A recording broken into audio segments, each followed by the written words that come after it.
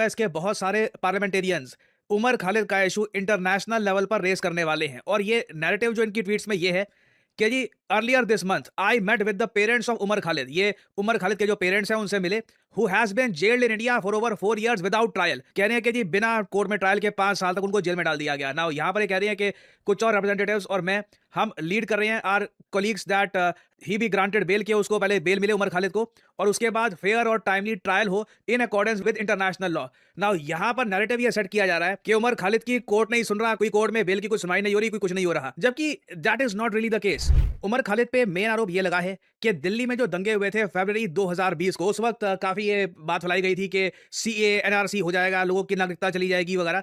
तो उसके बाद हमने देखा कि दिल्ली में वाइड स्केल रॉयट्स हुए और इन्वेस्टिगेटिव एजेंसीज ने ये डिसाइड किया कि उमर खालिद को यूएपीए के under unlawful activities prevention act के अंडर जेल कर दिया जाएगा ना। उमर खालिद को उसके बाद जेल किया गया और ऐसा नहीं है कि तब से ये जेल में है और एक बार भी बेल में बाहर नहीं आए। जो यूएस की तरफ से स्टेटमेंट्स आ रही है उसमें आप देखोगे ऐसा ये प्रोजेक्ट कर रही है कि बस ना इनको कोई कोर्ट सुन रहा है, ना इनकी कोई बेल हो रही है, बस ये जेल में है। That is not true at all.